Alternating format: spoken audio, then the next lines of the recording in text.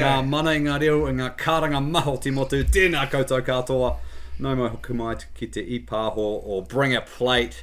We are back, season 2, post Christchurch Marathon. Alby Wilson, George Inwood, the two marathon men, are here next to me.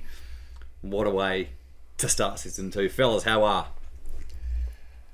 Feeling good, brother. How are you? I'm pretty much the same. I'm feeling good. Are you ready to run again? I'm thinking about it. Oh shit! You take the week off. Now you. Oh, Sunday. So Okay. that's a week. Yeah, Sunday. Okay. Probably a Sunday. Okay, Give myself a week. Yeah, so listeners, we're 2 days post Christchurch Marathon at time of recording. Yeah.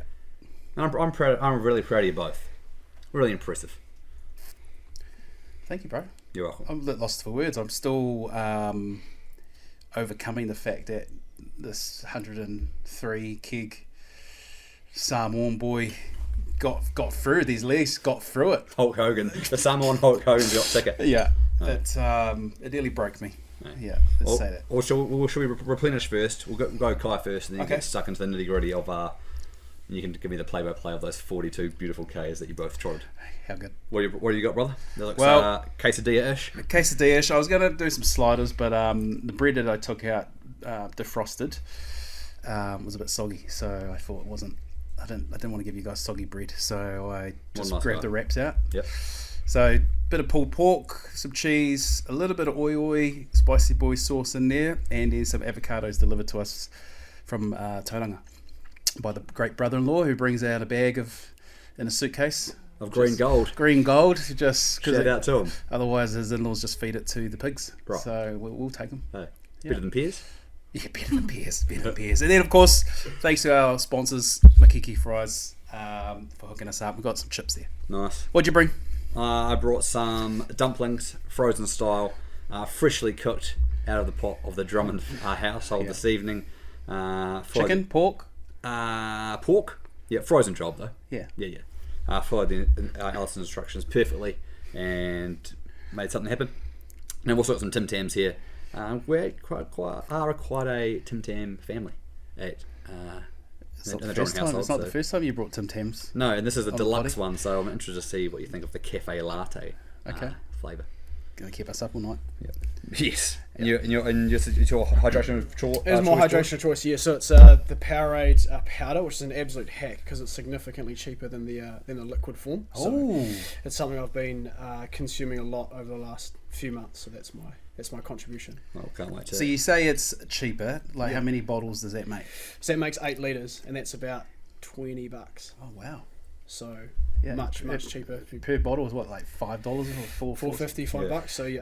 So that's actually just if you didn't do the quick maths, that's $2.50 a litre. Isn't it? Right you go. there. Yeah. You pass. Exactly. You Yeah. pass. Yeah. Yeah. Oh, nā reira. No mai ngā hoa e hora nei, I whakatupua nuku, whakatupua rangi, tāwhia kia rehua, kia tama, I te ao marama, e rongo, whakaerea ki runga ki a tina, Tina. haumi e hui e, Taiki. e kai. Okay, Me. I don't know if you guys have eaten dinner. I just whipped this up. I had to give you a call before you got here because I didn't want to let it sit here. No. So, I took those out of my frying pan and had not eaten also. okay. I'm good to go, brother. So, Okay. I mean, if we need to pause and just take our time with this beautiful quesadilla, that's fine. You know, Okay. I'm ready to go. Well, I think we've all got something to celebrate. So if we just crack open our drinks, Cheers. let's do a toast. Yeah, I told myself I was going to sink some piss after this marathon. As is your God-given and right. I was dead keen to do it straight after, but I just couldn't do anything. Had I nothing could in the not tank. do it. This is the No. I had this out Saturday night, and I had it next to me, and then I decided to go for some coconut water instead, and then I fell asleep. So this is the first beer. This is the beer that I really wanted to drink. So well done to you, brother, for completing the marathon. Well done for you for running the half. Oh, we got to talk about that too. Oh, yeah, sure. We're going to rip into that. But Yeah. cheers, boys. Cheers. Well done, marathon men. Are we runners? Oh, you two are. No, you're a runner. If you run a half, you're a runner. Yeah. Categorically. Yeah. Yeah. Well, yeah. I'm sure a runner. I'm glad you brought that up because I pretty much just did that to make it all about myself, so I could join in this. On We should talk on about this that chat. first, I Yeah. think. Yeah. I reckon that's... Let's rip into it. Well, okay, well, who's eating? So, are you going to try my quesadilla? Yeah, I'll Feel try, free. I'll try a quesadilla. Okay, Oh, well, you go first. I'll No, tell. you go, because I want you to tell me what it's like. Oh, okay, sweet. Cheers. I haven't checked the macros, mate. Sorry. So Hold on. 2 days I post need to plate marathon. Don't need to, mate. please go for it. Oh, Cheers. I would have grilled them longer. Sorry, lads, but we were starting, and I was just like, oh, bit of a panic. I panic a bit. My wife would tell you that. I get flustered. I'm on the inside. Cool, calm, and collected on the outside. Yeah. Thoughts? Absolutely splendid. What? Talk me through that pulled pork. Is that in the slow cooker or something? Or have Slow you- cooker. Thanks to my sister-in-law, actually, who did us a batch up. Bit of a sweetness. Can I please have the paper towels away? Can you feel the spice in there? Mm-hmm.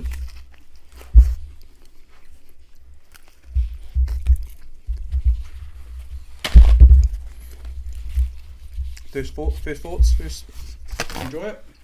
Last time we had this. Oh, yeah. Last time we had something like this, we dipped it in some curry or something. I think. Oh, the pizza and the curry sauce. Yeah. Then I think maybe we had a green curry, and I yeah, gave right. I've actually still got that container in my Tupperware drawer. Still smells like goodness as well. This is great, mate. Yeah, big tick from me. Okay. Well, I'm going to try one of your dumplings. You might have some sauce on that. Okay. So. Well, I'm going to go the OG just because I need a little bit of spice in my life. Shout out to my spicy boys. George, I'm not sure if you're a spicy guy, George, but I don't mind a bit of spice. yeah, I like a bit of spice. I would. What would you recommend? I recommend. You got this. You got this. Everyone has to try if they're trying. Now this is the one that's tested a lot of good men. You got this, is in it's so hot that you just gotta like knuckle down. Knuckle And you down. got it. Yeah. It might be good for your cold, I suppose. Might really clear the sinuses. Yeah. I'm gonna go. I'll go yeah boy with my dumpling. I think. The OG's got a little bit of kick, but the you did this is the one. Is the one. Is the one. All right. Is the one. Bit of crisp, bit of crunch to that dumpling. Was that air fried or was that pan fried? Pan fried, steam, boil that shit first. Yeah. Wait till they rise to the surface. Yeah. That's the sign that you know, fry them up. And then you said your missus gave you the TikTok. Yeah. So is that viral TikTok dumpling Yeah. thing, and then they put a bit of cheese on top of it or something like that? And Oh, like chili and chili oyster or- sauce. Yeah. Didn't and you make that last night? soy sauce or something? Yeah. Bok choy, broccoli. Yeah. Lucky you're a good listener. I'm a great listener. Yeah, and I follow instructions very well. Well, she sent you the video. No, she was just had to play it on repeat and would just direct me from the couch as she was feeding Lily. And then Mila kept coming out and testing me out too. So How's the sauce? It's good. Yeah, it hasn't even impacted you.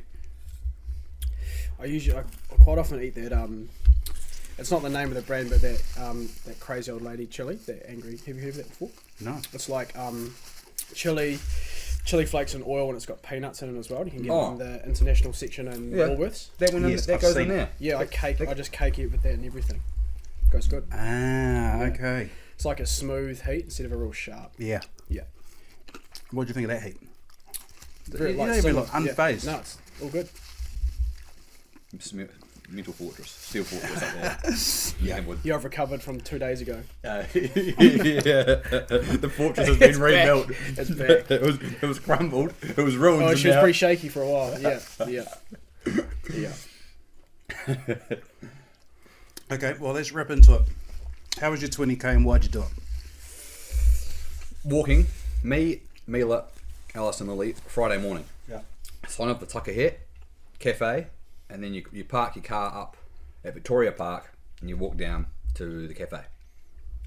The cafe was closed. I had to run back up the hill to get the car. It's like, have you done it before, that run? Like, Harrier, is that Harrier? Is that what it's called?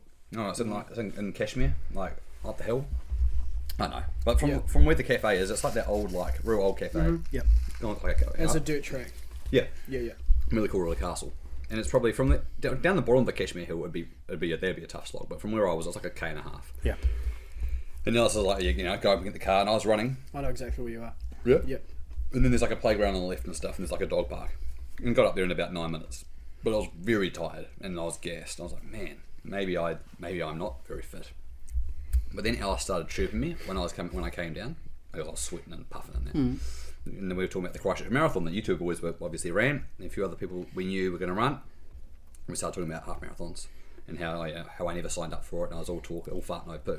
I was like, you know what? Hold your fart, hold your poo. I'll do the whole lot tonight. So I got the kids into bed. What was she like when you said that? She goes, haha, like funny. And yeah. that was the switch. That's all I need. What's that? The Last Dance, Michael Jordan, and that made it personal for me. That's when I knew. So, kids in bed, 8 o'clock, and hadn't really mentioned it in the afternoon, and just put headphones on, sneakers on. She goes, "What are you doing?" I said, "You know what I'm doing. I'm getting out there and doing it." She goes, "Sweet ass, off you go." And just started. Since it was dark, I decided I'll stay around the street lights, and I'll stay where I usually run, which is a 2.4 kilometre loop. Usually I do about 1 or 2 loops, but so I'll do that 9 times. That's pretty much 21 k's big on the nose. So yeah, got the headphones on, started sending a few videos to you boys and that, and it was really fun. It was great. Trotted away, got 5 laps in, 14k. And I was laughing. I was like, I'm going to actually do a whole marathon tonight and show everyone that it's actually a piece of piss. You know? Oh, yeah, I could have done that on something. To be young. Then I finished that next lap, 16k, and I was at 14k. I was sending videos and sending you inspirational speeches of Rocky and all that, and Brock, and thought it was funny as.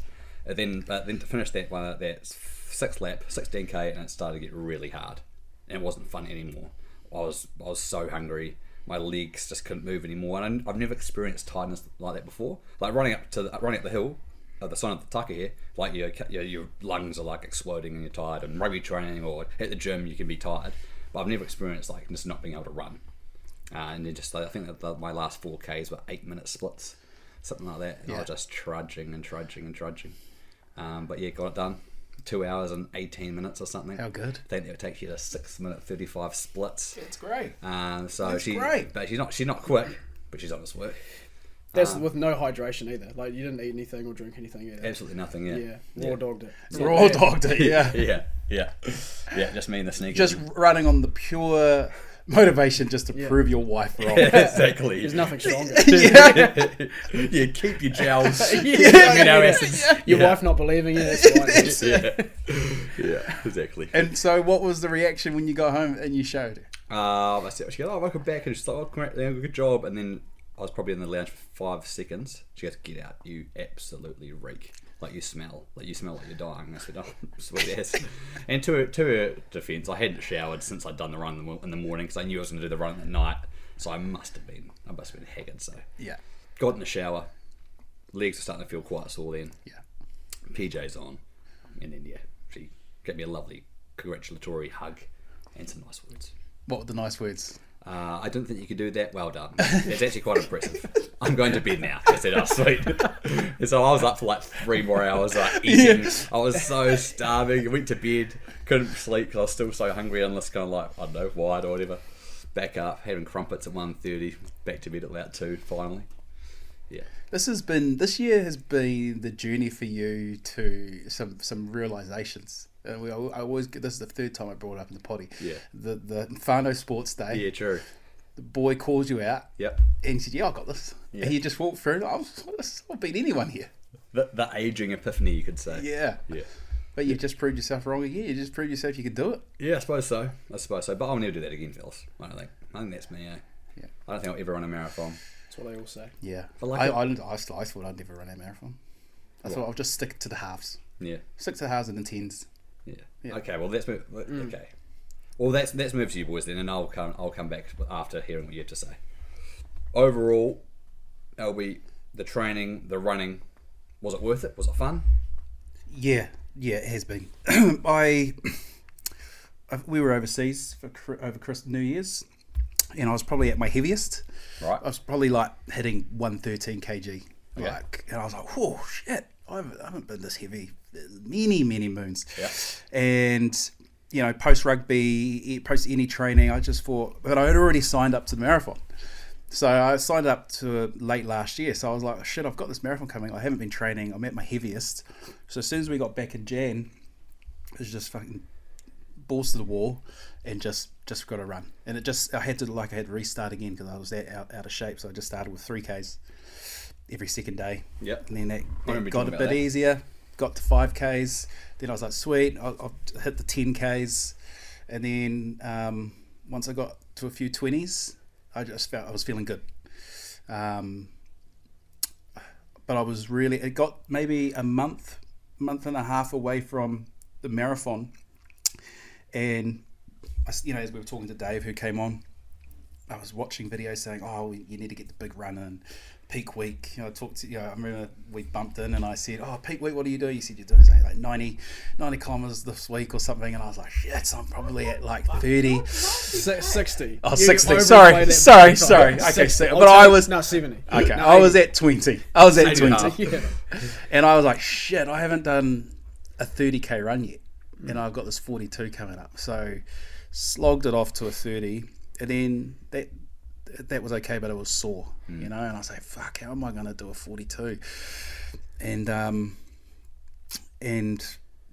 managed to do one more, about 32k. About 5 days before the marathon. 5 days before the marathon, yeah. That freaked me out when I saw that. Yeah, I just thought... way too close to the sun. I just thought, fuck, I've just got to do it. Or else I don't know if my body can handle anything beyond 30. And before you hear about your actual experience on Sunday, maybe we should just swing to you there, George, because how I'd describe as your two marathon preparations. George, I'd probably describe yours as regimented, tried and tested, practiced. How many marathons have you done now, including Sunday? 3. Yeah. Alby, I'd probably describe yours as more on vibe. You were just kind of going with what felt right. Yeah. You know? Yeah. So George, can you run us through? I think you told me you'd run like 700 Ks and what? No, is that right? You run 700 Ks and your training runs collectively. Yeah. So this was my 3rd marathon on the bounce, so 3 years in a row. And my goal was to break 3.5 hours, and I missed it by a minute last year. So I did a 3:31 last year.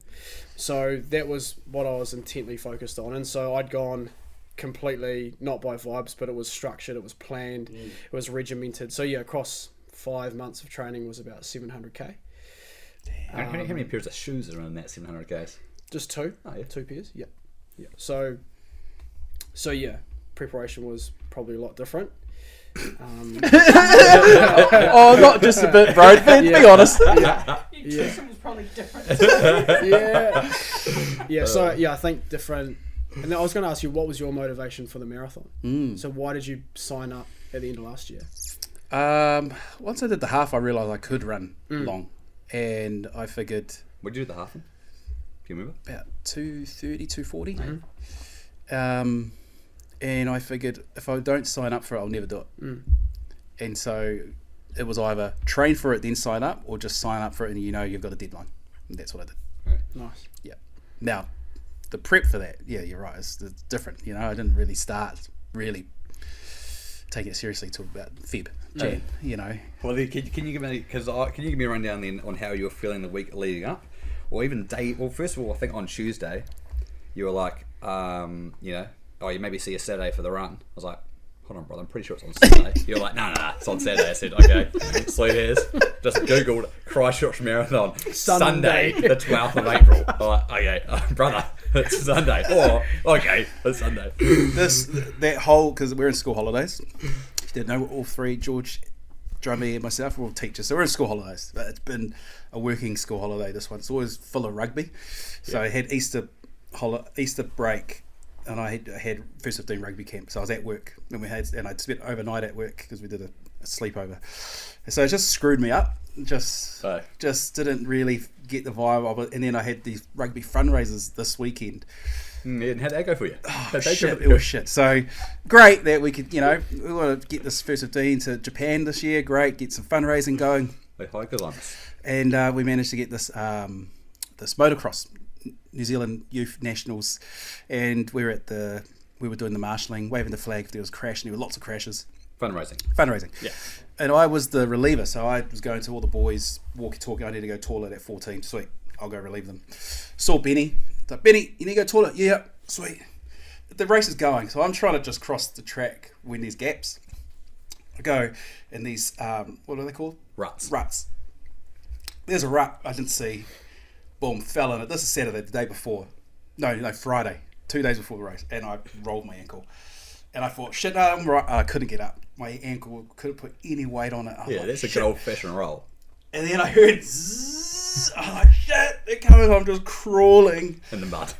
And then all I hear is this motorbike, and then in my other ear I hear my son laughing at me, like just straight like. Then he comes over to help me. I was like, I'm really hurt, son. I'm really hurt. Pick me up. And he's just like, oh. So get through the day. Yeah. Ice it. Was a bit worried, but I had to do the next day. Yeah. So the lads I was with. And were you actually a little bit worried about that you wouldn't be able to front the run? Because you posted the story, so I thought you must have been there or thereabouts, like heading with no. I was worried because it was painful and it was weak. Like every little step that was a bit slippery, it was getting rolled, and I was aggravating it. And then the next morning, the two parents that I was with, they were like, "Take it easy, bro. You've got the run tomorrow." I was like, "Sweet. I'll just show you the track." It's like, "Sweet. We'll just run past here." But I didn't realize that they watered the track overnight, so it was muddy. So I went. Was it? Look, there's a gap. Went to run and I slipped because it was muddy. And boom, rolled it again, and there was another motorbike coming. And the parents were like, "Fuck, I'm out of here, Howie. We're off." And I'm sliding away, sliding off it, thinking, "Why am I doing this to myself?" Floundering in the mud. And so the head noise started then. It was just like, "Fuck, do you just not do it this year?" And then I figured, Did he say that out loud ever? Was it like, "No, I'm gonna pull pin"? Oh, I was like, mate, you paid for this. You fucking do it. Nice. well, I bought the cover. I bought the cover where you could get your refund back. Through injury? Yeah, for injury. And I said, well, this is insurance. legit. Yeah, this is legit injury. But then I thought, you know what? I'm only going to be a pussy and just take the easy way out, or I'm just going to strap it up and do it. And so I thought I'd strap it up and do it. It actually got better over the day because I stayed off it. It actually wasn't as serious as I thought. It wasn't bruising. The swelling came down like significantly. So by Saturday night, you're feeling alright. Yeah. Saturday night I was nervous, No.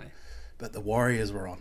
Yeah. And I was like, I didn't go to sleep till about 12:30 because I was nervous. A famous. But the Melbourne Warriors win. didn't finish till about nearly midnight, and they were just on, and it was like motivating. I was like, yeah, I can do this. Strapped everything that night, watched the Warriors. I was like, yeah. Then I was too hypo, and then I was too nervous, and I didn't sleep till 12:30. I was like, shit, I got to wake up for this race. So Yeah, and wake up time was what time? I probably got up at 6. So he woke up late. Yeah, 10 Shock. quarter to 6. I had to drive myself there because she had something on in the morning and the kids just too early for them. Yeah, they love you, but they're not coming to the start line. Nah. Sure, your kids didn't go to the start line, did they? Nah. No way. Yeah. They were there last lap. Yeah. Okay. And so you get there 6:30 after 6 hours sleep. 6:30. Oh, what did you end up doing Kai-wise? Because Dave was saying maybe don't eat or do eat. What did you end up doing in the I morning? overate It the was night a before. massive feed. I had a massive feed of some pasta Mince and pasta. On Saturday night. Saturday night because I was just hungry all day in the sun of this motocross. I was sunburnt, exhausted, hungry, tired. I was just like, I'm going to eat. Yeah. And then, Ricky? There were 3 bowls of that pasta. yeah. Feed the pigs. I'm going to go down happy. Surely you would have had 3 bowls of pasta before your race, right? No. And so... No, George was structured. Yeah, I still ate. Well Though. I planned. still ate. Yeah. I didn't eat breakfast. Oh, true. Fuck, man. Yeah. I was My too- dashboard's going off, like red flags. Everything's flashing. Hearing the story. I was nervous because, obviously I hadn't taken a shit that night, so I was worried about the old running with adage. that in, so because I was so nervous, I had a nervous poo In the morning. in the morning. As soon as I got there, went straight to at the event. at the event, Oh, nice. and I was just like light, but I felt that hit me later on because I felt empty. I felt like I had no food in the tank, no energy, dizzy as. But yeah, that was my 24 hours, 48 hours Nice. leading up to the race. All right, and then you start. You're feeling like you've done your poo. You're feeling okay. Gels? No gels? No, I just had a Powerade? bag full of lollies, like snake kind of lollies, gummy bears. What? No gels the whole race? No, No, we couldn't afford that. Just good old fashioned natural. no, I compute. figured I'd just have the electrolytes that they offer, Oh yeah. and I had a muesli protein bar in my pocket, but I didn't eat because I thought if I eat that, I'm just going to vomit. So I didn't eat that. I just went off the drink, the water, the electrolytes, and heaps of lollies. Did you do much in training? Like, did you have those lollies? Yeah. Yeah. Perfect. So that was just watching all the videos like eat what you're going to, but I didn't have any electrolytes, and so I had sore guts running that race, and I felt like everything was just sitting here, and I was just like, fuck, these electrolytes aren't going down. Do I drink more water to flush it down? Is it these lollies? This is a point where there was a couple of Ks I was running, pulling my tights forward, to release the release. I was just like, maybe this will help. Maybe it's the tights that are holding it. Honestly, I had no fucking idea what I was doing. It's like Mr. Incredible when he's trying to get through that silo.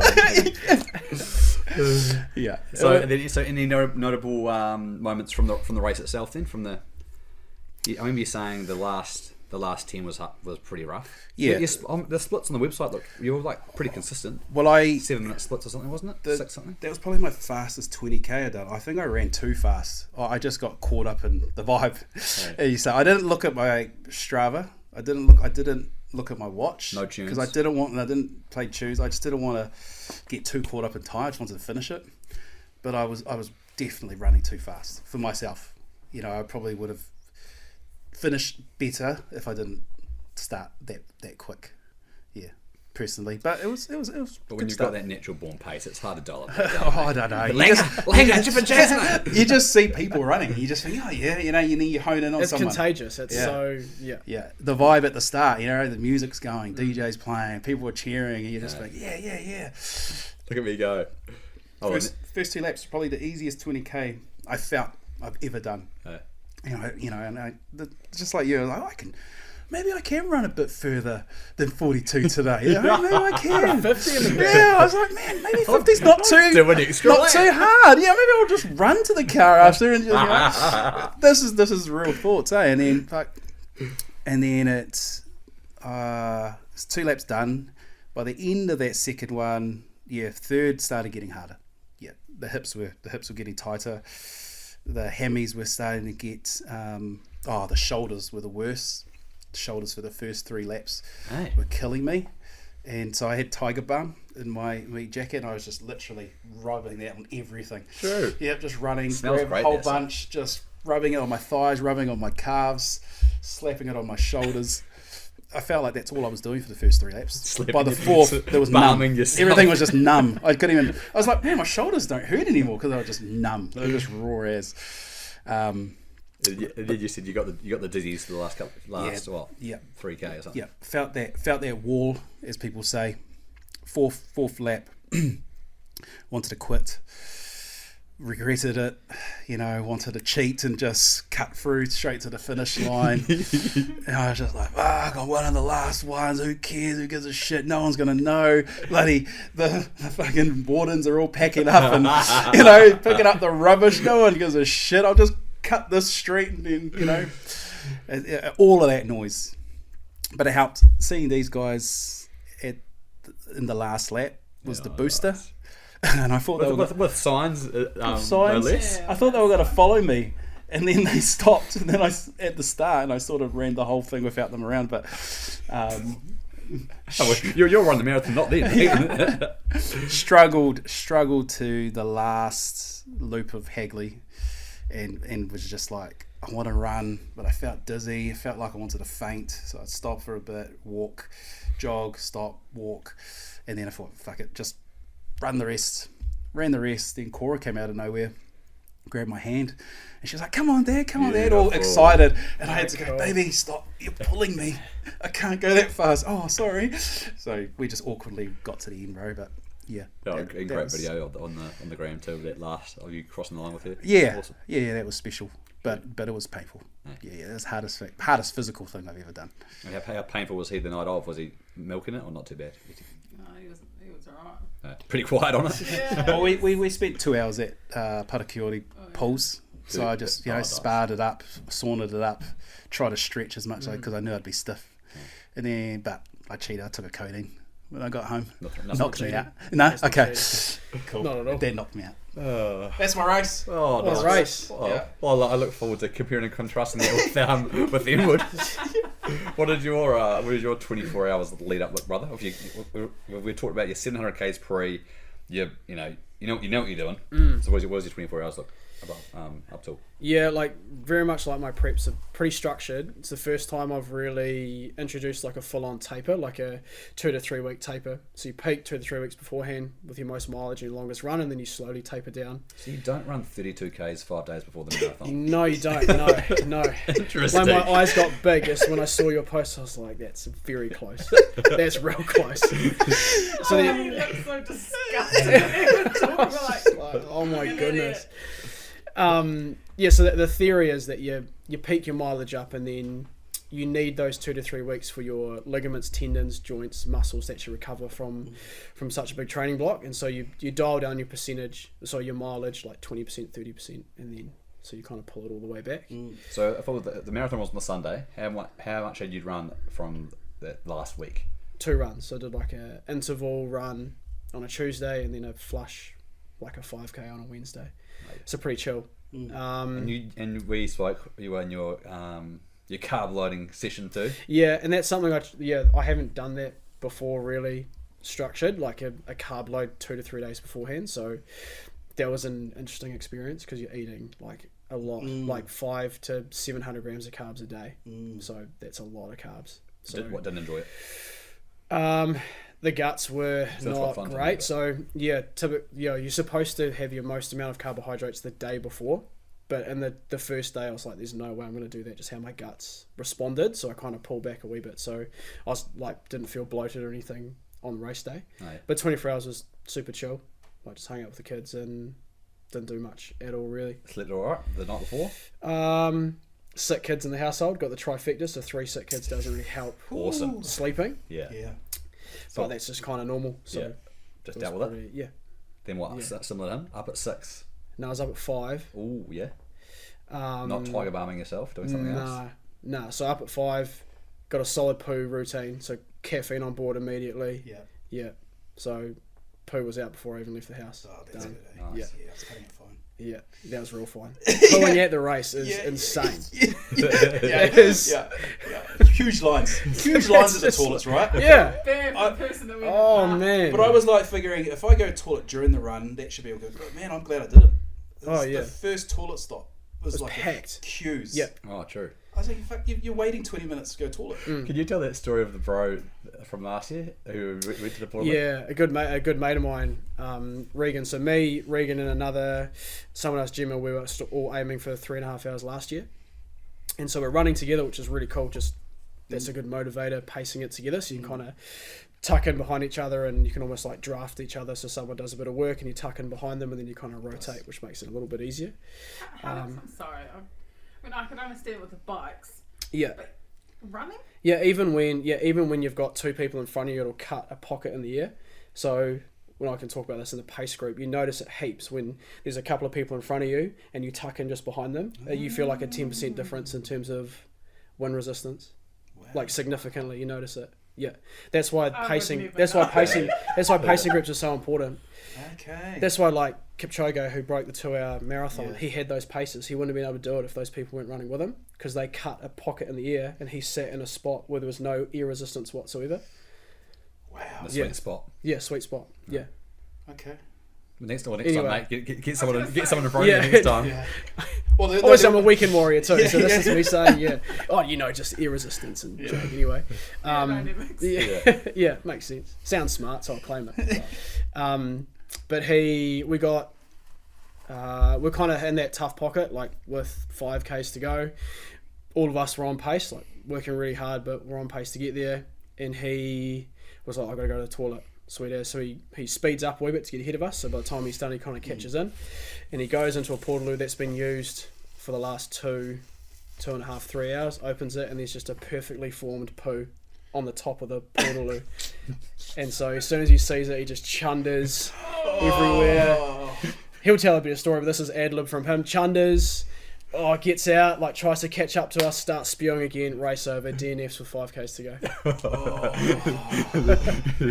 Gets down by the poo. Yeah, you're down by the poo. It would have been horrific. Yeah, I could probably have sentiments for that person that just pooed on top, because you just when you you don't even look, you just pants down, it's there. But he was already hurting, so your guts are already cooked, like your red line. But you probably got to have a little bit of consideration. Surely you can just push that down into the bowl. Nah, you got a marathon. You reckon? You know, dog eat dog world out pretty there. much. Yeah. So back yourself. So unlucky for him. So, but any ear pockets this time around? Did you run up with anyone this time? So it's the first time. So actually, Regan and Gemma, they were running the half, so they paced it with me for the first 2 laps, which was really cool. Good to do it with them, and really similar. Like I was feeling really good. I was on pace. Plan was working. Everything was feeling fine. And then on the 3rd lap, they have like 2 paces. They have a balloon that says the time, so you just kind of follow them. So there's a pocket of about probably 15 of us that were running together on that 3rd lap, which was fantastic. And then it all just kind of went to shit going into that 4th lap. Yeah, so I... Body, legs? Oh, yeah, like I was feeling good, and I had like a running belt with a drink bottle in it, and I took a sip, and I went to put it back in, and I missed, and I dropped my drink bottle. So I was like, so I turned around, went and picked it up, and as soon as I picked it up, both my hamstrings just went ping, like cramps. Oh, fuck. And I was like, oh, no. So I popped it back in, got back on pace, and I could see the paces probably 50 to 100 metres in front of me, so I thought, I'll catch them over the Ks. And then that Hemi's still humming. Yeah, and then things start, like my quads start to cramp, my calves start to cramp, and then all of a sudden I'm just on my own and just struggle straight. So that was probably the 33K mark. Jeez, how'd that last 9 go for you then? It was bad. It's the worst one I've ever done. As in, by far. Just pain or like pain, not time, enjoying? Head noise. Yeah. Same as you. I in my head I'd mapped out, like, if I stop now and I'll walk back the time, like I figured out the time it would take me to get to my wife, to like how long it would take me to get there if I walked, because I was ready to quit big time. So that's the hardest I've ever been hit with the wall, which is crazy because it's the most I've ever prepped, the most I've ever been regimented, and just wasn't my day. Sometimes the universe it had different plans. So I got kicked in the I got kicked in the shins pretty hard. It was tough. So that drink, that's because you have people put their special drinks at the table. That was yours that you carried. Yeah, it was that. So I made that beforehand, and then every lap I just refilled it with the with the electrolytes that they had. But probably in hindsight, thinking back, I probably, because it was quite humid in the morning, like it was way hotter than people thought. So I probably didn't take into account. I probably sweated more. I don't think I didn't run faster than I should have, but just. Body just said no thanks. And so once I hit that wall, probably every 300 meters my quads would cramp, my adductors would cramp, so my inner thighs would cramp, so I had to run the last 5Ks. So run until I cramped up, walk until it goes away, run again. So it's just pretty gnarly. And that was happening all over the place, eh? Oh yeah. Like, people hitting, just getting sniped. Yep. There was probably 7 of us guys that were all in that 3:30 pace group. That all fell away, and like I'd pass a guy for 100 meters, and I'd cramp up, and then he'd pass me for 100, and then he'd get sniped, and it was just this dance of agony for 5K. It was horrific. Yeah. So I'm happy that I finished, because it was looking pretty likely that I was going to DNF. So it's just one of those days. Yeah. So, I mean, the goal's still there. You got a target. So, are you going to look at doing any other marathon before next year's Christchurch, or? Will we even do it next year? Probably not, No. I've done 3 years, like 3 in a row. Yeah. And I think the time, it's just time in terms of training. Young family. Yeah. Not much time available. Yeah. Can't just go say to the wife, hey, I'm just going to go for a 3.5 hour run. And I'm going to do that twice a week, 3 times a week. So that's why, and that's kind of what I was kind of talking about at the start, and what you talked about last week with Dave, and how running's mean for your mental, like it helps you slow down. Yeah, and that's great too. But I kind of get that from running, but I also probably going to get that more from either like going to the gym or playing a team sport as well. Yeah. And so if you're going to run a marathon and do 700 k's of training, that's like, how many minutes is that?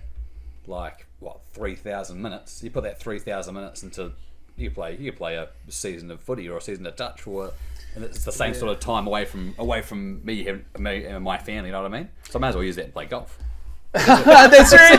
That's what he was plugging. Yeah, so good. Yeah, that's perfect. That is, dude, he looked straight in the barrel, and is that your justification? That's I right. mean, taking up golf full time. Fuck the marathon. I'll just play more golf. There's nothing like in all the sports I've played or things I've done. There's nothing quite as meditative as running on your own. Yeah. No music. Yeah. It clears you. Oh, big time! Like more than anything else. Like it's not even close. Yeah. Like I feel like training at the gym makes you feel good about yourself, but running clears your head more than anything else. Yeah. So there's that addictive. That's why people get hooked. I did not. My immune system must be strong because I have not caught the runner's bug, and I'm good. It's different to rugby. I mean, I can move the next day. I'm mobile. You know, I'm not a write-off.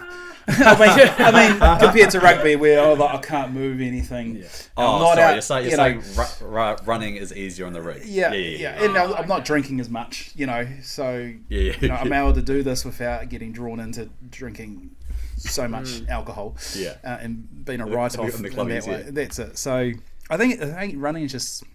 I've always enjoyed running. I've always just done it since a young age, but I've just never thought to do races or to do planned running. And it was a really nice vibe. Christchurch Marathon. It was really cool. I wasn't gonna come watch actually, but it was actually a bit cold. But you guys were saying how it was humid. Was it warm? It was cold out. It was. It was quite humid. Wasn't as bad, yeah. Too cold out for me, really, mate. So I just watched you both. Just refreshed on my phone. I was watching your splits. Well, you mentioned saying the number on because I'd even checked the time. I was like, I can't even remember what I got, and then you said it. I was like, are you here? Oh right. Yeah. That's it. Had your boys on lock. Yeah. Yeah, good. Yeah. No, look, it's probably something I probably will do again. One day. Oh, yeah. I don't know if I'll be quick to jump into the next one. I don't know, but I'm a vibe guy, so I say that, and then I randomly she'll get a bill on the credit card saying, "What have you signed up for?" You know, yeah. But well, you might be a high rocks again person, would you? Would you do that before another marathon? Did you do High Rocks? Yeah, not this year. The last year. Yeah. Did you enjoy it? That's cool. Talk about vibe. That's a real vibe. You like the marathon.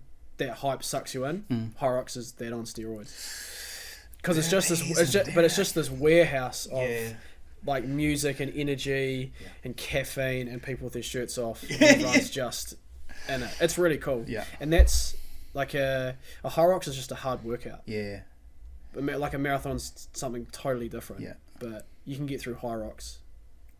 You know. I'm not good with burpees. Yeah, just weak meters. Shoulders. Doing a pier, it's 50 meters each. It's not even that bad. Yeah, I was thinking you two should do it. You should get this going. Do high rocks. Yeah, you got to start running, boy. Yeah, that's the thing. Oh, because you got to run every. Well, it's 8Ks worth of running. Yeah. So the High Rocks races are won through running. Yeah. My brother's done it. I think if Rango can do it, sure, I'll be. It's cool. It's a really cool thing to do, but price wise, like just to pay for an entry ticket. To get accommodation flights up in Auckland, you're looking at $1,000. Wow. How much are the tickets? Like $220. What the? Yeah. Well, because they're capitalising on the hype. Like it's the thing to do, and because the barrier for entry is so low. Yeah. You know, like you just have to run. The most complex movement you have to do is probably a burpee broad jump or a wall ball. You can learn that. You can practice that. Yeah. And so that's why it's so popular. Is the barrier to entry is pretty low. I think you got Alby on the shoots off kind of. My shirt stayed on. Thank you very much. You've got him. Yeah, shirts off in the start gate. But yeah, I don't know. I'll probably do. Yeah, I won't be touching marathon for a while. We'll see. But no races for a while. Just time. Yeah, just time. But well, I do have a few fitness questions for you. Shall I go there now? Or shall we have a breather first? have a breather, and I'll tidy all this shit up, and then we'll jump into it. Back enough. Cool. You know what that sound is? Hooey! It is the sound of experience. 40 years of it, actually. Our mates at Marquee Fries know how to grow a golden potato. They really do make the best fries. They supply the show every week, and you know what? To be honest, the reason I show up is for the crinkle cuts. Crinkle, steak, or straight cut. Grab a bag next time you're at the shops. Kam hi te kai makihi. Thanks for keeping us fed, team. All right, we're back. We're at the King Alby, the old master, and the great George Inwood Fitness. So, if you don't know, a decade of experience coaching Les Mills. Yep. Also, gym coaching at Flex. What other fitness mahi have you done? PT sort of stuff? Yeah, I was a PT for 3 years, just after uni. Yep. And what degree did you do in the Mighty Otago? So the PE degree at Otago, the OG 4-year PE degree. No. Yeah. 4 year, eh? Yeah, man. No. Gosh. So good. Yeah. And so that was PE teaching, and obviously you did PT training or. Yeah, so the degree wasn't focused on teaching at all. So my majoring was in exercise and sports science. Yeah. And exercise prescription, so it wasn't even touched on teaching at all. Because at the time I didn't want to be a teacher. Yeah. And so in that time you were studying full time and coaching at Les Mills. Yep. Yeah. So When you were like 18, you started coaching there. Nah, so I didn't get a job there till my second year at uni, end of my second year, and I just got a job as a gym instructor. They don't exist anymore, but you're just on the gym floor, like putting weights away, talking to members. What gym? Les Mills in Dunedin. Oh, nice. And you would if a member signed up and wanted a program, there were like 6 pre-prescribed workouts you'd take them through. So you want to do a lower body strength workout, and you just take them through that, which was cool. So that was my entry into the fitness industry, because before that I wasn't really I played cricket, went to the gym, but I was never really into that whole scene beforehand. Yeah. Actually, maybe I'll just ask you a few quick fire questions so the listeners to get to know GI. Place of origin. Place of birth is Christchurch. Nice. Yeah. Grew up in Christchurch. I moved around heaps. So I'm from Banks Peninsula, so I grew up in a family farm in Le Bons Bay. Nice. Until I was 6 or 7, and then we moved to Queenstown. Lived there for 18 months. Te Anau for 18 months. Back up here for a couple of years, and then resided in Oamaru for high school. So I went to Waitaki Boys down there, and then went down to Otago for uni. And who's this? Whānau-wise, mum, dad, 2 sisters. Yep. I had 2 sisters, one older, one younger. Hey. A GI in the middle. Damn straight. And moving around for the farming? Yeah, so it was more, so we kind of left farming when we left Le Bons Bay, and then my parents got into the hospitality industry, so just moving around following career pathways that way. Oh, yeah. Yep. And you've still got that land out in Le Bons Bay though? Yep. And so was it just always going to be Otago? Was that always sort of the plan? There's really no plan. I'd studied PE because I liked PE at school. Just played cricket and ate my lunch. That was the... How good. What sort of kid were you at school? At high school? Oh, our high school was different because it was compulsory for everyone to participate in choir, haka, drama, sport, all that stuff. Every boy had to do something. Yeah, so the whole schoolhouse competition was set up in a way that everyone had to participate in everything. You couldn't do... You can't just be a sports guy. Nah, so we had... there'd be an evening every year. You can't sing. Have you heard him sing? Yeah, I've seen him. He's front and centre on stage. Start a wee bit in me, eh? Got a wee bit. Yeah. And so they would have to... Every house would have to sing 2 songs and do a student-directed drama, written drama, and haka. Those were the comps throughout the year. Those are the comps. So that's what we built for every year. And so you How many boys would have been at Waitaki Boys? 500 maybe. It's pretty small. So we weren't just the sports boys or things like that. We did lots of other things, which I think was really cool. Well-rounded. Yeah, I'd say so. Yeah. And that was the rector at the time. That was his focus. He was a bit of a thespian. So he was big on his drama and things like that. So he understood the importance of... Right word. Boys have to be involved in multiple facets of school, not just things that they're good at. Yeah, right there. So, so finger all the pliers. So that was pretty cool. Yeah. But I still love PE. PE was my best subject, and then I went down to a Otago Open Day, and you walk into the old gym, and they would have been first year students doing gymnastics, so it was compulsory to do gymnastics and dance in your first year at university, and doing the PE degree. That's right. And I was watching these guys, I was like, this is pretty cool. Eh? So then just signed up to do that, and that was it. How good. Yep. And so you're doing your degree, Otago, you start getting into PT, you start off the gym on the floor, then you actually became personal trainer? Yes, almost. So in between that, there's things. So Les Mills is well known for its group fitness. That's pretty much what the whole business is based on. That's the real success, and they've marketed that globally really well for the last 50 years plus. And so I pretty much got shoved in by the group fitness manager at the time. She's like, "Have you done group fitness before?" I was like, "Nah." She said, "Look at this," and it was like a video, like a DVD. She's like, "Go learn this thing and present it to me in 2 weeks' time." I was like, "Wow, this makes no sense." So I went to these group fitness classes and wasn't really quite sure. I wasn't as coordinated as I'd like to be to do all the moves and stuff. And then from there, she's like, "You're pretty good at this." And then that really kind of skyrocketed my interest in Les Mills and group fitness. So you kind of start teaching your regular classes once you get certified, and so I did that from my third year at uni onwards. Alice was a regular in your classes. She was. Yeah. Yep. Oh, hey, really? Yeah. How good! Did you ever rock up with his cheeseburger from the night before, and chasing after Alice? Or Unfortunately, I never made it to a Les Mills group We've fitness talked about class. this before though. Like we would have played each other in cricket. Yes, and actually, you know how I posted that story about asking for some marathon or some questions. There was some questions about your mighty Kaikorai Demons No way. cricket tenure. Yeah. How good. yeah, So you would have been that yappy wicket keeper that I couldn't really identify. Yeah, exactly right. Yeah. how good. Yeah. So yeah, found some success in the Les Mills scene, and that's Well, you're good. You're real good at it. I remember you were like you had that national video, or explain that to me again. Like you were at the pinnacle of one of the elevator pitches. That they have things called. If you're a group fitness instructor, you get given something called a masterclass, and that's effectively the workout that you model and learn because it's pre-choreographed exercise. So you don't have to make anything up. You learn the moves, you learn the choreography, you learn the music, and you just repeat that out to the class. Yep. So it's more memory rather than creativity. Yep. And so this masterclass is like the pinnacle of how this thing should be presented.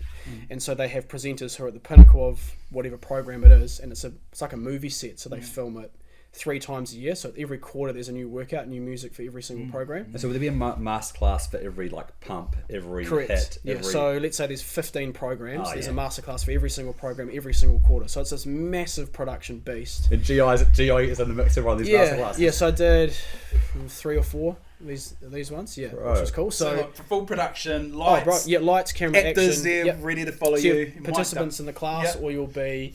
They did a lot of. Because they created something called Les Mills on demand. So more, they kind of removed the participants who just filming to a camera. So from my perspective, if I'm filming, there's an entire camera crew and 7 different cameras, and you have to present this entire workout, do the entire workout, and It must do be that. fucking tiring, is it? Yeah. Because it's not just like Because you got to talk. you got to as well as the as whole well as time. exert, and because you've memorized your script, so you've gone through an entire week of the choreography in and out, and you've rehearsed in the mirror, and you do like 2 classes a day. You film it, you get feedback, and then you change your script. So by the time it's lights, camera, action, everything's memorized, and it's What, like you just send it. it's like swimming. Like you can never quite get a full breath in. Like you're breathing, but you can never quite get that full breath. That's what it's like teaching group fitness. So, And you kind of, the more experience you get more skilled at when to exert your tone or your breath, or how much you push, or how to actually use your diaphragm. So sometimes I can say something really clearly, but it's not actually much air coming out, so I can conserve the energy. Or you Give use us an example. well, kind of just what I'm talking now, but I'm not exerting much air. Whereas if I could pull from my diaphragm and exert more, then that's more energy, but it's the same air coming out. So if I have a big long sentence I have to say, or a big powerful moment in the workout, and I'm tired, I can rely on the strength of my diaphragm and then use silence later on to breathe. Goodness me. there's a bit to it, eh? There's a science. Welcome to the masterclass. Welcome. So So do these still exist? And can I YouTube these? No, yeah, I've still got other on we my need, phone. we somewhere. need to clip this in. This is put definitely masterclass getting in. so what's the one to go to? What's your go-to?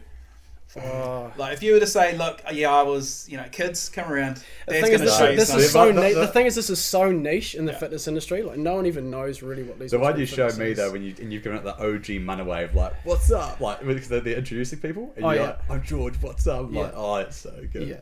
Yeah. So it was something I would have filmed in 2020. Yeah. Probably was the last one I did. Yeah. Yeah. And that's probably the one I was probably that was my best one, I Peak, think. yeah. My most prepared. Because like anything, the first time you do it, you're deer in the headlights. You have no idea what's going on, and then as you get better and more experienced with the process, you kind of produce a better product. Yeah. We're hoping the same thing for this podcast. Damn straight. Damn straight. And then, so how, and then you move up here to do your teaching. So How do you go from, because before that, what's the progression? Like you're teaching these masterclasses. What's the next progression for you in Les Mills' world? In that world, so that journey we kind of described as probably a 5-year journey. Yeah. So there you have things called quarterly workshops, and this is going real deep into the weeds of Les Mills' world, but quarterly workshops is every quarter you release that new stuff that they've just filmed, but they film 2 releases in advance, and so if you film something that doesn't come out for 6 months, so you're kind of sitting and waiting for everyone to be like, oh, that was really cool, but you like it takes 6 months or 3 months for it to come out. Do you get paid good for a masterclass? Yeah, because it's a week, so they'll fly you up, they'll put you in a hotel, they'll pay for everything, and then they'll pay you A wage or whatever. Yep. And so is someone in that position, do they just continue to do this, or do they move to gym ownership? Do they move to it's very so as an instructor you're effectively a contractor, so you're a very small cog in a massive system, and in terms of gym ownerships, like they don't open Les Mills franchises. Like Les Mills New Zealand owns the gyms, so it's a little bit different to like your Flexes or your 24 hour. Those are like solidified OG gyms. But that was kind of like group fitness was I'd teach 4, 5, 6 classes a week, and then I'd be at the end of my university degree, graduated, and then decided to do PT because I kind of wanted to go into exercise science and exercise prescription. Strength and conditioning coach was really something I wanted to do. But then you kind of realise that there's not many jobs for S&C coaches, and those high performing jobs, particularly in like rowing and rugby and things like that, they stay in those roles for decades. S&C coach for the vaults would have been the dream job, wouldn't it? Mate, could have been, could have been. But I had a couple of mates who wanted to do that, and your volunteering time, so you're coaching first 15 rugby teams, you're trying to get an internship at the Highlanders or somewhere, and so it's such a small. I realised pretty early on there's such a small percentage of people that find this really successful, and to make that a career is really tough, and I wasn't prepared to one hand give up my time for something that might pay off in 10 years time, or switch into PT and I can start making money now and building my business. So I kind of just went that way.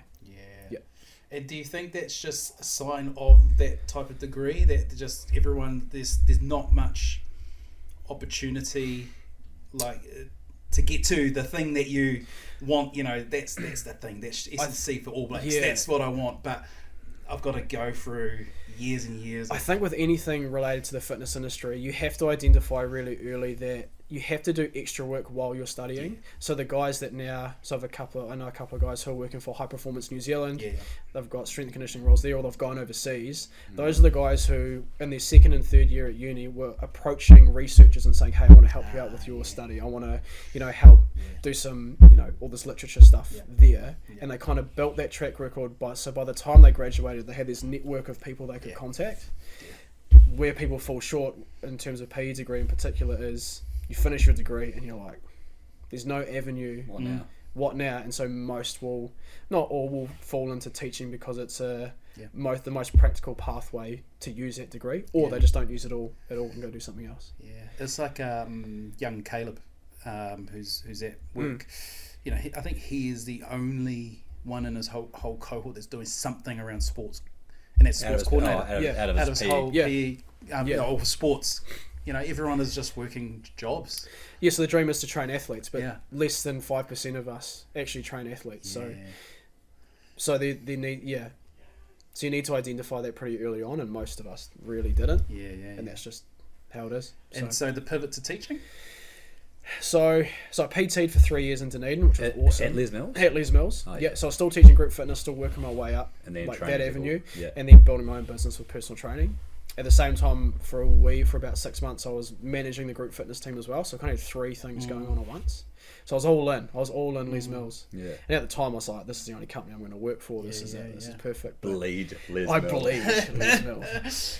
But things change and things happened in the background that forced us to leave Dunedin. And so we moved up here. Because Scar, your now wife, was working there too. Correct. That's how we met. Yeah. No kids by now. You're No kids. Just young love. And just in it. Yeah. It was so good. Yeah. It's an awesome, and Dunedin. Like, it's a perfect lifestyle. It was so good. It was so good. The three-way relationship: Scar, George, and Les Les Mills. Mills, correct. Yeah. A strong three-way.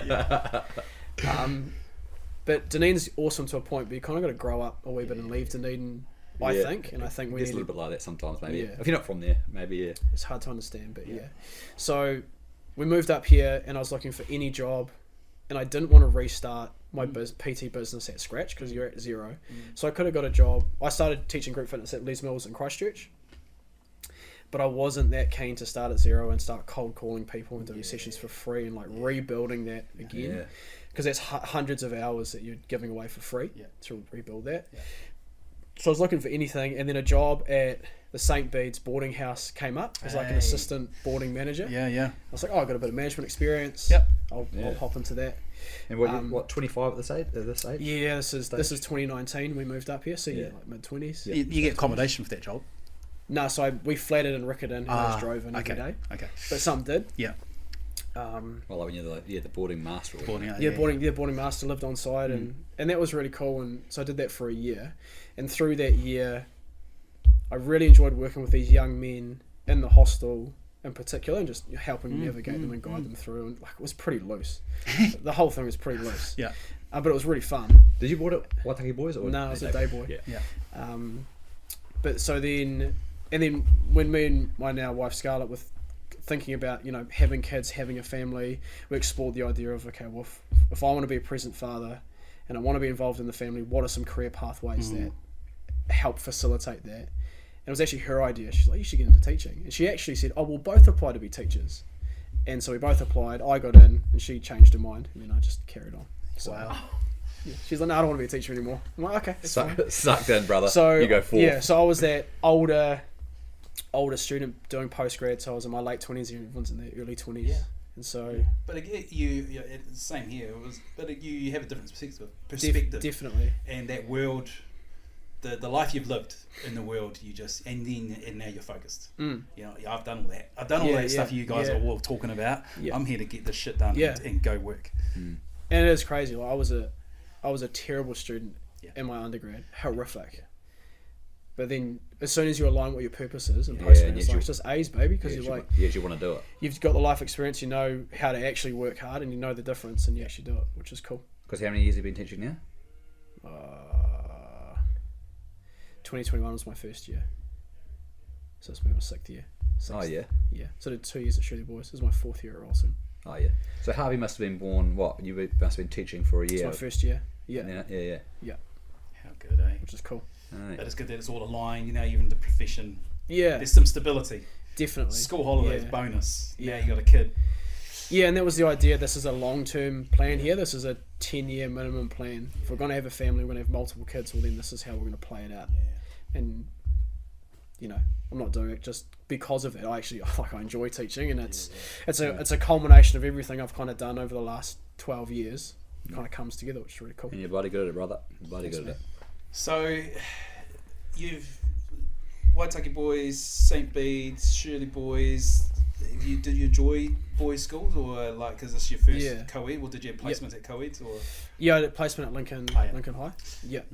But that was during COVID, so different. I only had 5 weeks placement total, maybe. Yeah, no kids on site. Or your 5 weeks of on site, and then the rest was all over the show. Yeah. I think coming from an all boys school, you see the validation of all the strength of boys being an all boys school, like men teaching boys. I think there's something to be said for that. Yep. And I think it's pretty well known that in the school system, boys suffer the most. Like, girls excel well in our traditional school system, and boys suffer. But there's something about an all boys school when you're tying to a traditional, you're tying to a value system that brings kind of the best out of them. Because girls outcompete boys in the classroom all day. Like, you look at our high performing scholars at Ralston College just over the last few years. A large majority of those are female students, so our boys are getting dominated. So there's something to be said for having that single sex school for boys that that helps bring the best out of them. Yeah, Not saying that co-ed, No. they can't succeed in a co-ed environment. Yeah, it's just there's something about boys' education, Yeah.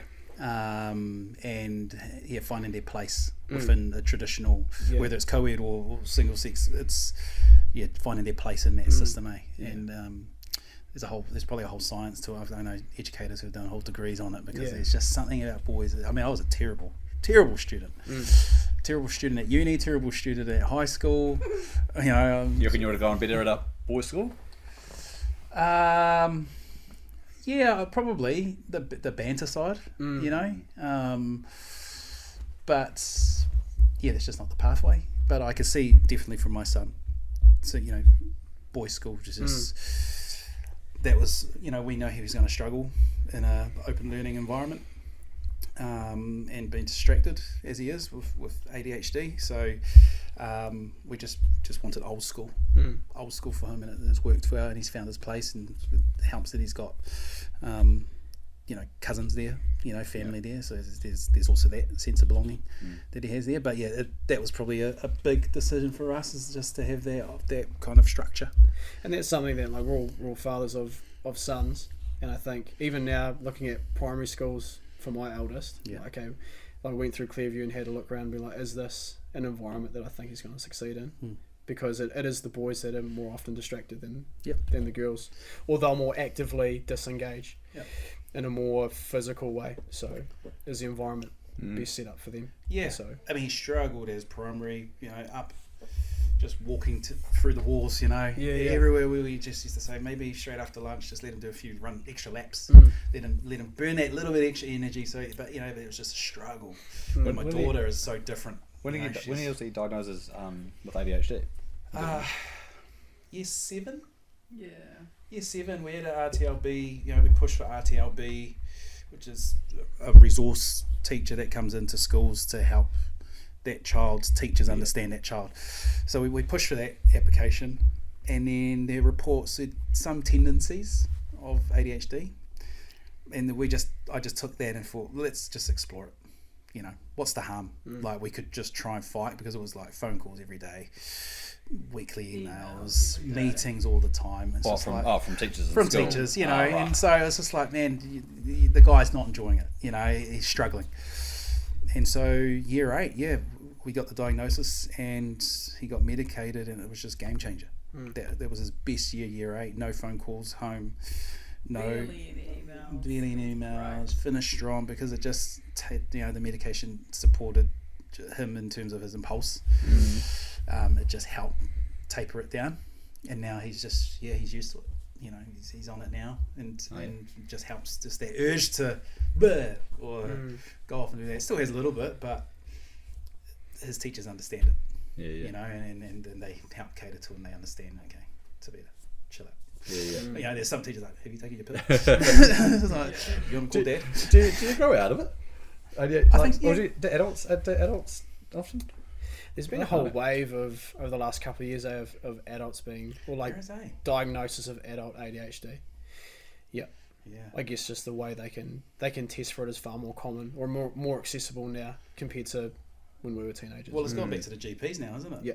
As of now. Yeah. Like, you can go, have to see, like, we had to go see a specialist, which cost an arm and a leg. Yeah. And so every time a parent would come to me with a this or this, that's one thing I would always suggest, is like, well, it doesn't hurt just going to the GP and ask the question. Right. Having a young boy who's gone through the same process, it's changed his whole world in terms of education. Once he finishes school, he's not going to need medication when he's in the workplace. He doesn't take it for rugby, he doesn't take it for anything. It's just sitting down for fucking all day in a box. So it's quite interesting, because there's hundreds and hundreds of kids that get medicated today to sit in and to fit our school system, but then when they are out of school, it's not needed. It's interesting though. When they find something they can connect to, that then becomes their superpower rather than their handbrake. One of my year 12 students told me on the last week of term that I have ADHD. So I think you have ADHD. I've been told the same. Yeah. So I've She's been like, told the sir, same. she's like, sir, wheel it back in. You've gone off on a big tangent. You need to be medicated.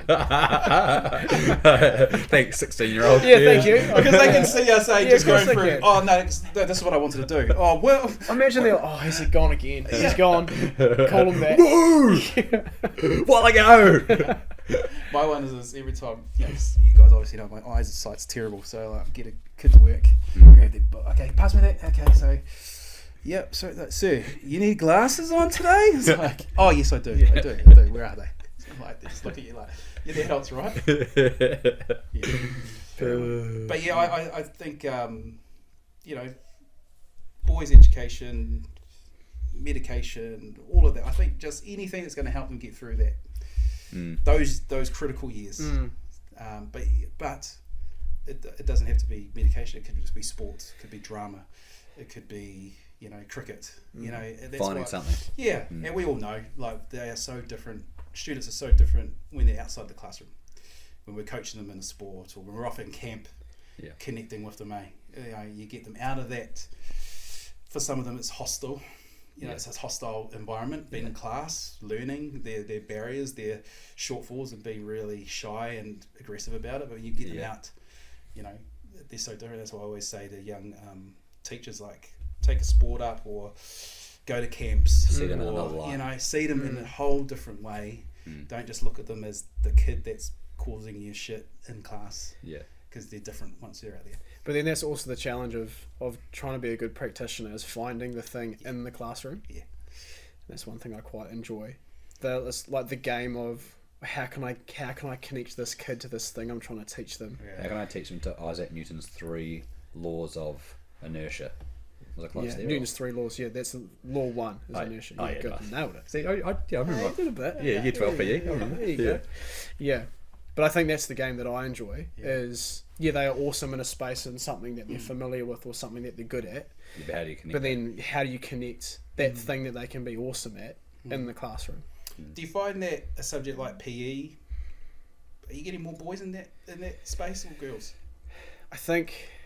I don't have the numbers to say. So I'm just off vibe or like anecdotal evidence from one as of you us. know, that's what Alby runs on. We're a big vibe podcast here. I would say that the most successful students are female, only because in senior physical education is a written. You got to write shit loads. You got to write a lot, so it's still a structured literacy subject, and even if you scaffold, which is maybe breaking things apart or moving your way up through things rather than just an essay. Your female students will always excel still, and so when you do it practically, boys will always excel because they have that ability to express it physically. And so the challenge for me is, okay, well, how can I have this kid who's not a bad learner, he has the potential to succeed in class, but I have this literacy rich subject or assessment that I have to teach him. How can I connect the two things together?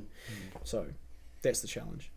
And I don't know the answer. And that's probably what's changing about NCEA. But as NCEA is making, because right now aren't they saying that it's too loose and it's too flexible, that you can maybe make some accommodations, and rather than doing an essay you could do it spoken and stuff with that, but they're changing it to be regimented. It's super solidified, the same every year for year 12 and 13.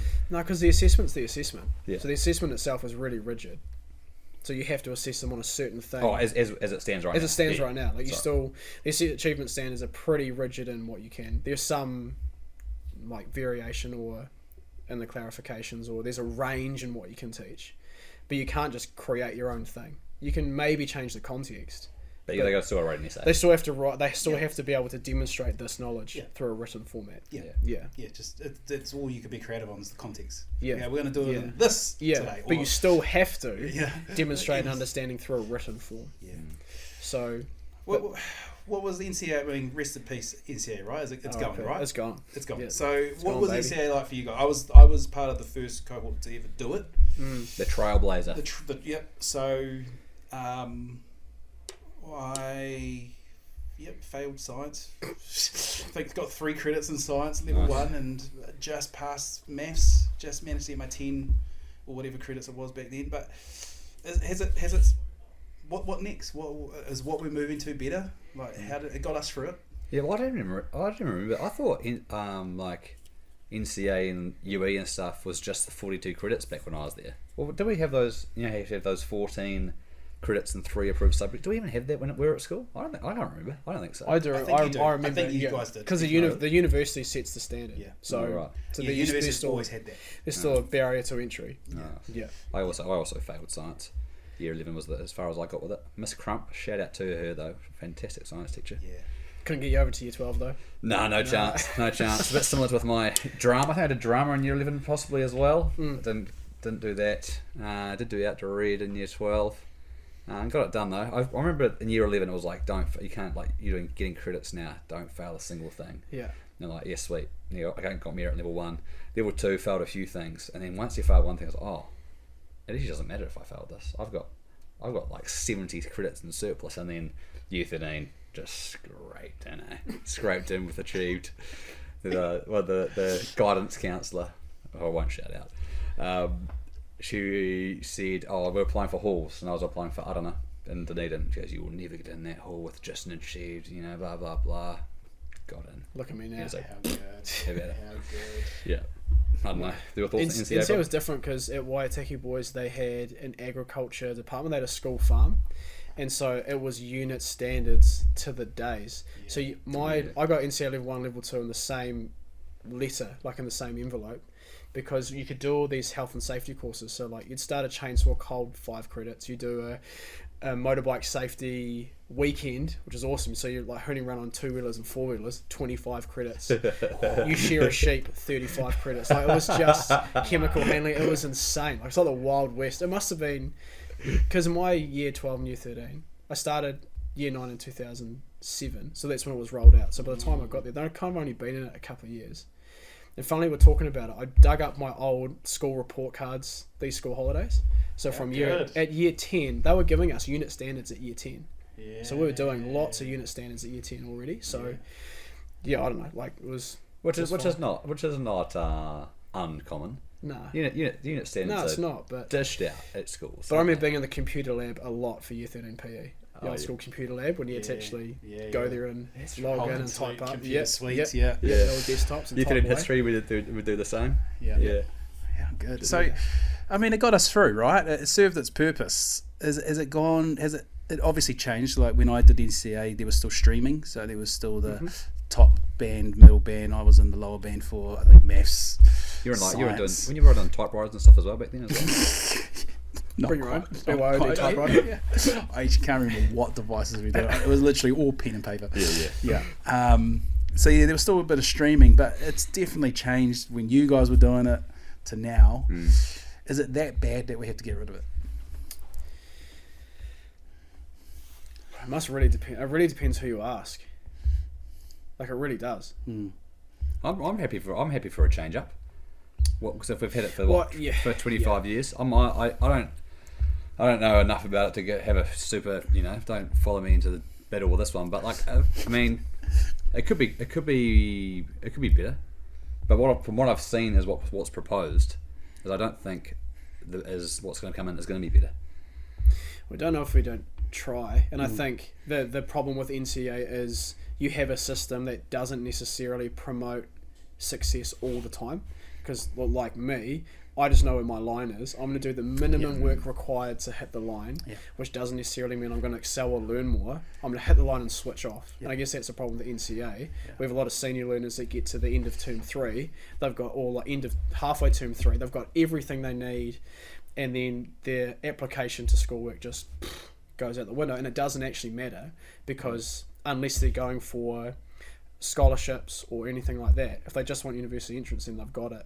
And then we lose them for 10 weeks and we're trying to get blood out of a stone with kids in the classroom. So that would be the biggest limitation to NCEA. But I think whatever it's going to be, it's going to be so far. It's going to be too slow to catch up with AI anyway. Like even universities and stuff are like They're struggling. They can't stop it either. Because well, so much that you learn at uni, so much that you learn at school is all based on retention.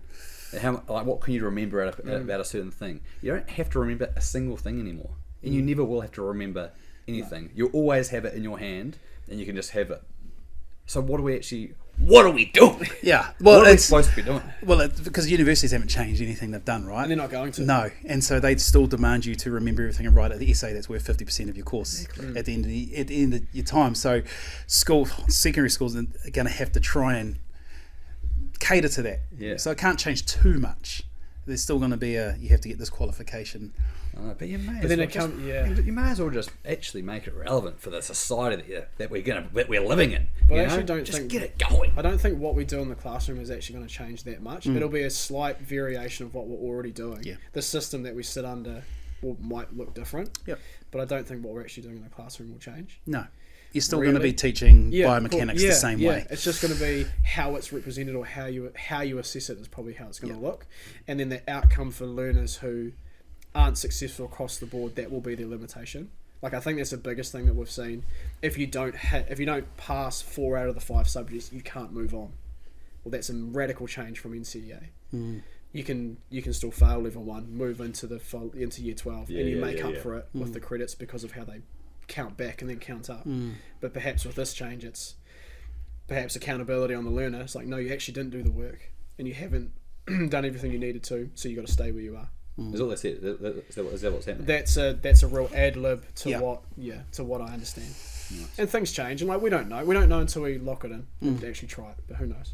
Yeah, I don't know. I'm keen for a change. Yeah.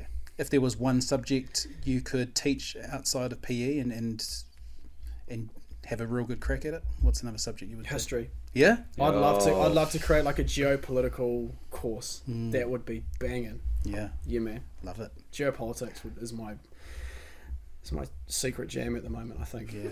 Ever since I became married and became a dad, and once you've I'll tell you what's going on in Iran. I'll tell you. I So know.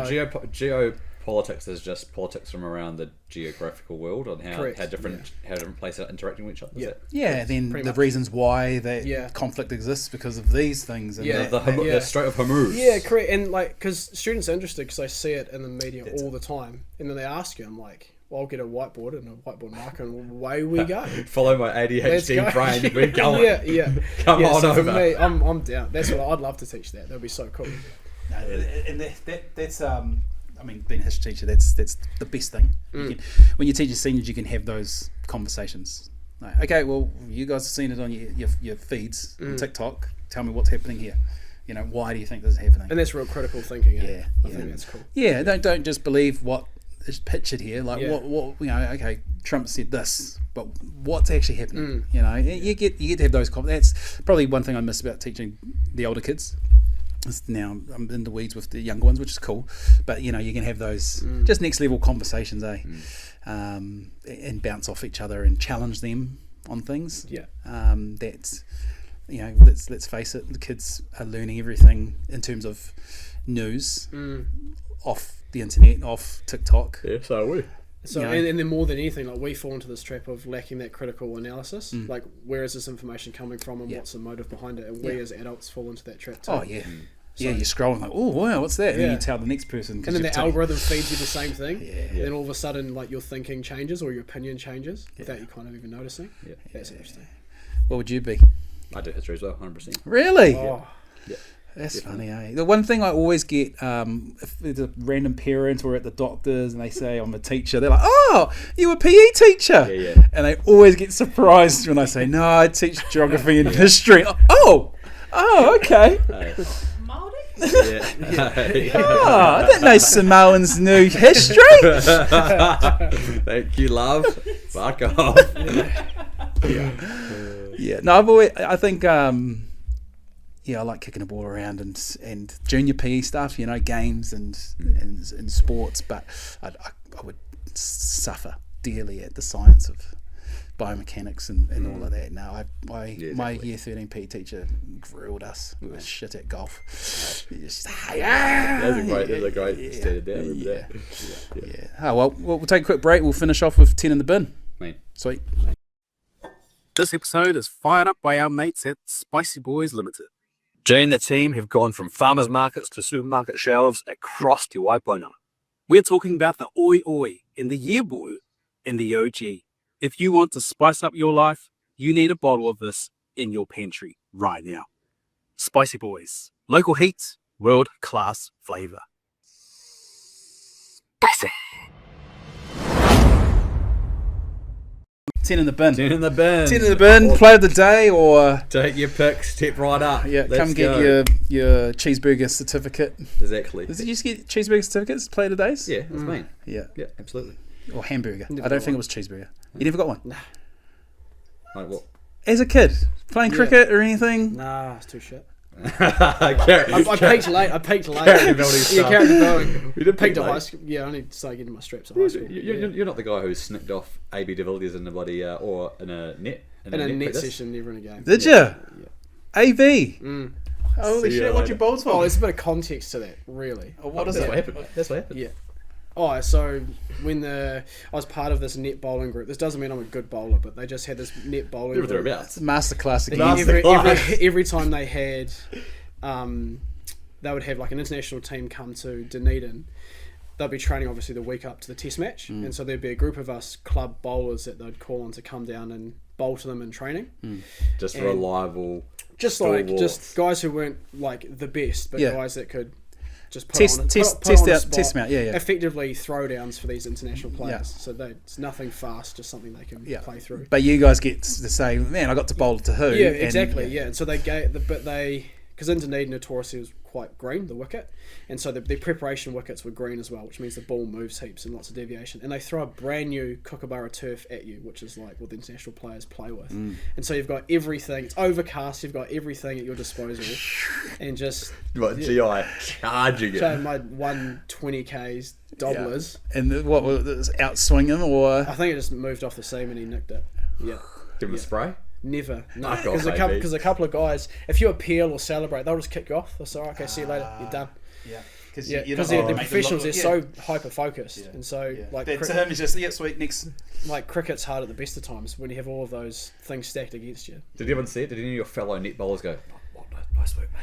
Well, I don't know if anyone can corroborate my statement, but yeah, It happened. he nicked it. He nicked it. Yeah. So I got to bowl to like England, South Africa. So I got to bowl with my idol Dale Steyn in the same net.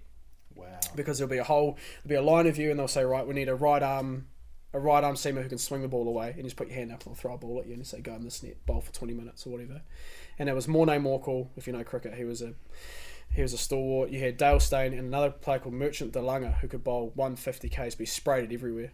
And then the coach was like, I need a right arm seamer, and my hand was like up straight away. I was like, get me in there, coach. So I was talking to Dale Steyn and Morne Morkel About bowling. These about world-class bowling. Oh, it bowlers. was crazy. Yeah, it was crazy. And what, you just taking your pace up, waiting for them in net session. So they're lining up, waiting for someone to bowl, and then you're just talking to them. Yeah, so because kind of net bowling, which kind of Yep. in a rotation of 3 or 4 is probably the best, because by the time you do your follow through, you get back to your mark, you're good to go again. It's not too much waiting, and so yeah, I'm just yapping away to these. They were good sorts. They had time Oh for it. yeah, because I had the same type of boots that Dale Steyn had, because he was my favourite player. So we're talking about boots and like how much they cost, and Morne Morkel was saying that long run ups are overrated, and you know, like it was so Wow. cool. Yeah, because he could bowl like 140 Ks Yeah. off like 5 steps. It was crazy. Did So cool. they ever give you any kit? Like, in the Yeah, players actually, go, funny you say that. So Morne Morkel, he was staying at this hotel. He's like, "Oh, do you know any good restaurants?" I think I've told you the story before. Any good restaurants? And I'm like, "Yeah." Me and this other guy who are net bowling, like, "Yeah, we'll pick you up." So we picked him up that night, dropped him off, and he's like, "I'll get you some kit the next day. Like, what size shoes are you?" And we're like, "This is so good. We're gonna get some free kit from one of South Africa's great fast bowlers." And he's like, "Be here at the tea break, and I'll bring you the boots." And so we waited all day. We're there like, watching. yeah, like Morne. He looks at us, and then just turns and like keeps walking. That's a damn thing. Well, maybe you didn't like the feed. Where'd you take Yeah, him? mate, I can't remember, some Thai place in the Octagon somewhere. Should have gone tuck your house, mate. Yeah, probably should have. Yeah. How good. So we got to rub up and get some cool players. It was cool. It's Bloody hell. awesome, mate. Yeah. Well, Morne Morkel could be your player of the day, or your position in the there probably from that story. So who you got, brother? I've got to go, my mate Rory McIlroy. Oh, how yes. good. Back to back. Back to back. At time of recording, he's just won the Masters twice in a row, 3 days ago. He's just the man, I reckon. Like he got into a little bit of hot curry with me when he was slagging all the golfers that went to the Live Tour. And I thought it was a bit on the nose. And the PGA didn't, because they then they let everyone back, and then he looked like a dickhead. But he really brought the money back for me when he sprayed those American fans last year at the Ryder Cup. At the Ryder Cup, No, someone like- threw something at his wife or something? Yeah. And he's always trying to saying, fuck you, mate, like, shut up, like, feeding them and beating them as well. Yeah. And then for him to go back to back and win by a shot, and he had a bit of a wobble as well in that last round. He was losing by 3 through 6 holes. And he had that tee shot that went into the trees and Yep. But then just recovered. a bit like George, Steel Fortress up top. So Just this good regiment. Just knew. I know how to get out of this. exactly right. Yeah, I'm just He going to knew go back to the core values. 3 Just- weeks. He had 3 weeks in preparation. He played there. He wasn't having thirdsies of pasta the night before the Masters. He was not. Back 9. He wasn't pooing on. He wasn't pooing at the course as he arrived. He was And he well woke cleared up late. No, he was well cleared, good to go. So he's the man. I love that guy. How good. Yeah. Yours? I had one in mind, but actually I'm going to change it. We just had Coachella, Yes. and I can't 100% know if I didn't fact check this, but apparently Shock. Bieber got paid close to 10 million or something like that. Nice. And his set, he just played some YouTube videos of his old songs. And Do you know why he did that? why did he do it? Because those songs were owned by someone else, and so he So could he never couldn't perform perform them because them. if he performed them, He had to then pay that them. person he'd have to pay them. But if you're playing it through YouTube, it's not a performance. Okay. So that's why he played it through YouTube and sung along with it, and that's how he got around it. So I was going to give him 10 in the bin just for getting that paid. You get paid 10 million. How much does he have So to pay for $10 million royalties? laptop, YouTube. Wait. So he couldn't play his like Well, he could, but he'd have to pay him royalties. Yeah. who to like Usher, his old Oh, manager no, or it's this something. guy. That guy, his former manager guy. He's dating is it? Sydney Sweeney. Doing something. Scooter. Scooter Braun. Scooter Braun. Scooter Braun. Yeah. Well done, team. We got there. Yeah.